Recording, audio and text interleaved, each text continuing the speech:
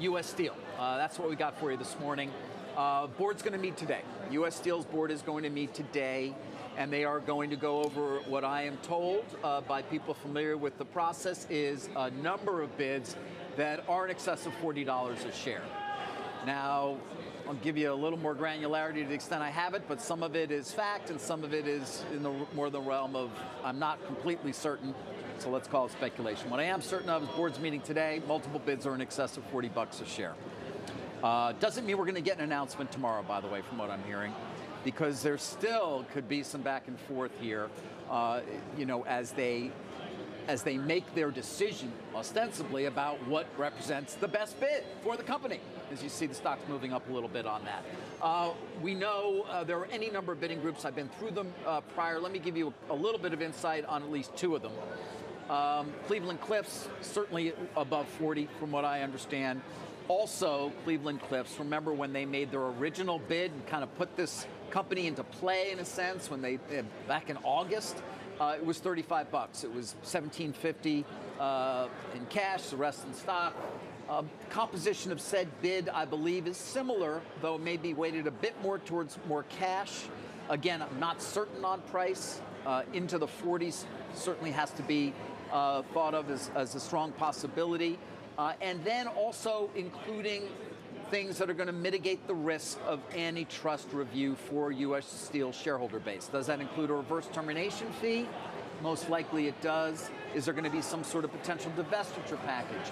I can't say with any certainty, but again, one would have to expect that that might be a part of Cleveland Cliffs' bid. In other words, desiring to try to basically do whatever it can to take out the antitrust risk for U.S. Steel shareholders and therefore appeal to the board in a positive fashion on that front. As for ArcelorMittal, don't know again there. What I have heard is they had financing that would have allowed them to go up to as high as $45 a share in all cash. That's in the realm of speculation. I don't know it to be a fact, and it doesn't mean that they made said $45 a share all cash bid, but my understanding is they had the ability to and potentially do so, but again, don't have that. I'm putting it out there because I think it may very well be the case, but it's not one of the things I would call facts. So it Jim, would be so great for Cliffs. I'm going back here just trying to look at some of my notes. 40% of flat-rolled steel and 60% of auto-grade steel, if the two combined, Cleveland Cliffs and U.S. Steel, that would be in the U.S., but they would just make the top 10 worldwide U.S. steel producers. It'd be number 10 combined. And so they're going to argue this is not a domestic market. This is a global market.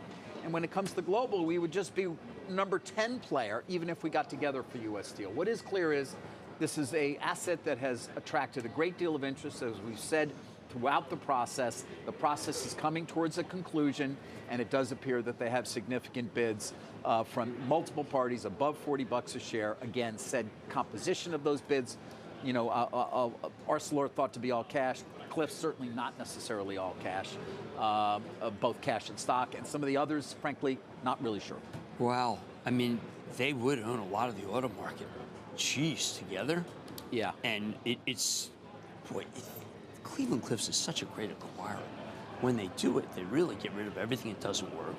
And the stock is worth, I don't know how much it will be Cliffs stock, but those guys are fabulous at what they do. And everybody knows that. Everybody knows that they're a tremendous operator. That'd be a great deal for them, David. Great deal. So we'll see. Look, I think FTC. Not sure we're going to get the news tomorrow, but it's got to be coming soon. Well, FTC might say, listen, they have too much hot rolled steel together for the auto. I mean, Nucor's in there with high end. Yes. And then Cliffs is the #1 steel producer for the autos.